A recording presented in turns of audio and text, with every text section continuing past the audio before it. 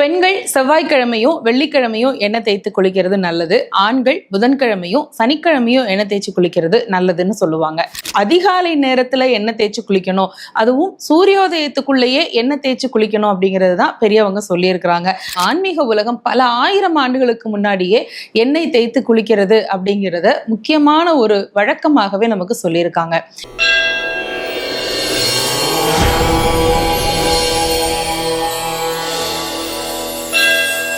தெய்வத்தமிழ் TV நேயர்களுக்கு அன்பு வணக்கம். நன்மை தரும் நம்பிக்கைகள். நம்பிக்கையோட நல்ல செய்தியை கேட்டு நல்ல விஷயங்களை தொடர்ந்து செஞ்சா நமக்கு வாழ்க்கையில நல்லதுதான் நடக்கும்.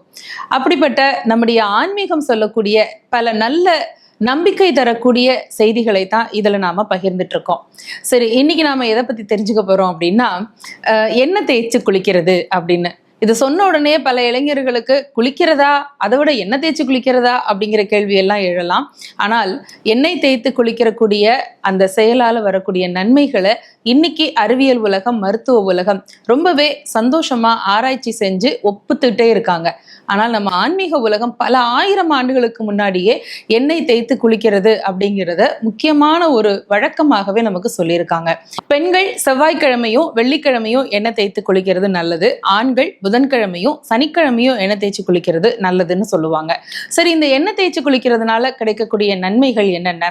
முதல் விஷயம், உடல் முழுவதும் எண்ணெயை தேய்ச்சு நம்ம அதை மசாஜ் மாதிரி பண்றதுனால இரத்த ஓட்டம் அதிகரிக்கும் அப்படிங்கிறது அறிவியல் பூர்வமான உண்மை.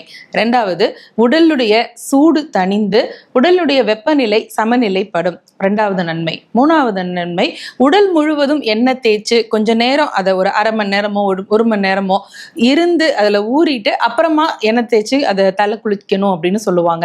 அப்படி உடல் முழுவதும் எண்ணெய் தேய்த்து இருக்கக்கூடிய நேரத்துல உடலுடைய அந்த வேர்வை துவாரத்துல இருக்கக்கூடிய கிருமிகள் சுவாசம் செய்யக்கூடிய வாய்ப்பு இல்லாமல் இறந்து போகும். அப்படி நம்ம கண்ணுக்கு தெரியாமல் உடம்புல ஏதாவது கிருமிகள் இருந்தால் கூட அதை எல்லாத்தையும் நாம கழுவி சுத்தப்படுத்தக்கூடிய செயல் தான் எண்ணெய் தேய்ச்சி குளிக்கிறது.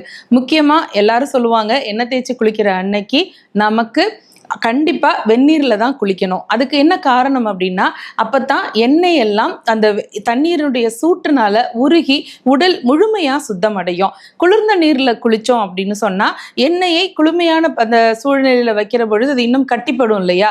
அப்படி கட்டிப்பட்டுச்சு அப்படின்னா உடம்பு சுத்தம் ஆகவே ஆகாது. எண்ணெய் தேய்ச்சி குளிக்கிறதுக்கான அந்த நோக்கமே சரியா நிறைவேறாம போயிடும்.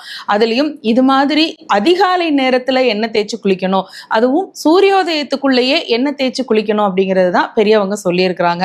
அப்படி மங்கள ஸ்நானம் செய்து நாம எண்ணெய் தேய்த்து குளித்து அதன் பிறகு நம்முடைய பூஜைகள் வழிபாடுகளை எல்லாம் தொடர்ந்து செய்தோம் அப்படின்னா உடலும் மனமும் புத்துணர்வோடவே இருக்கும். உடல் ஆரோக்கியமும் ஆயுள் முழுவதும் எப்பவுமே நீடித்தே இருக்கும்.